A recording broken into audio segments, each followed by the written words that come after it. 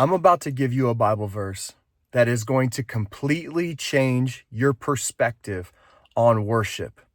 You see, so often us as Christians, especially when we've been in church for a long time, singing the same songs over and over again, we can get calloused to worship, and our worship becomes bland and unspirit filled.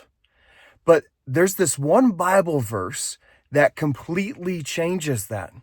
It's Hebrews 13, verse 15. And it says, "Therefore, by him, let us continually offer the sacrifice of praise to God. That is the fruit of our lips, giving thanks to his name."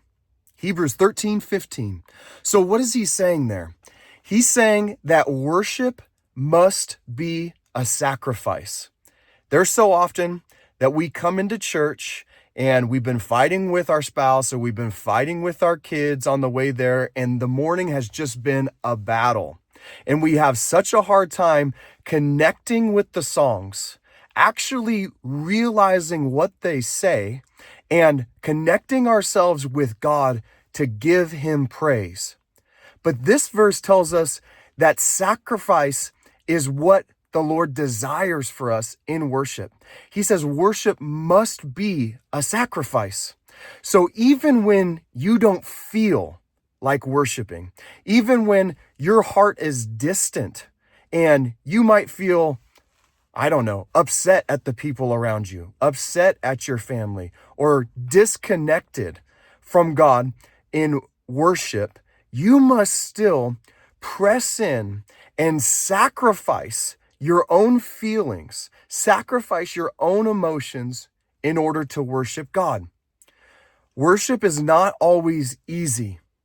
I lead worship, and we're singing the same songs over and over again, and it can just get monotonous. But even in those moments, God calls us to connect with the songs, to realize what we're saying, to be appreciative of everything that he's done for us, and to bless him in worship. Imagine yourself sitting before the throne of God, and you're worshiping him with the song that you're singing, no matter what song it is, no matter if you like the song that the worship leader picked or if you don't. Imagine yourself sitting before the throne of God and how you would worship in that moment. Because that is how you should be worshiping God every time you sing a worship song. Every time you go to church, you should be worshiping God with that heart, as if you were right in front of him, as if you were offering a sacrifice of praise. Because I guarantee you, your worship will look different. And it won't be so much about how you feel. It won't be so much about how your emotions are. You will just be able to sit there and worship God and to bless him, not caring about all the people around you and what they might think or how they might judge you, but instead just giving your heart to God in this sacrifice of worship.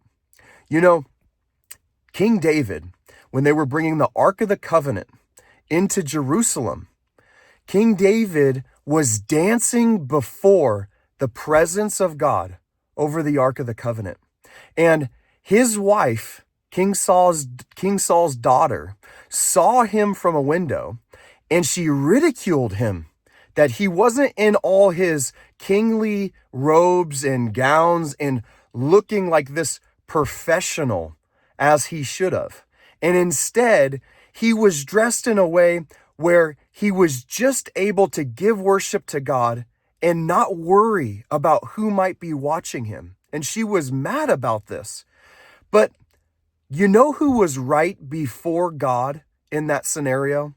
It was King David, because he gave his all to serve God, no matter who was watching, no matter who would care or who would judge him. He sacrificed himself and his kingly stature in order to worship God and give him a sacrifice of praise in that moment. And in the same way, we should offer God a sacrifice of praise every time we enter into worship, no matter who's around, no matter where we're at, if we're at church or if we're at home or wherever we are. We need to offer God our everything because that is what he is worthy of, and that is what he desires of us. God bless you guys. We'll see you here next time. Bye for now.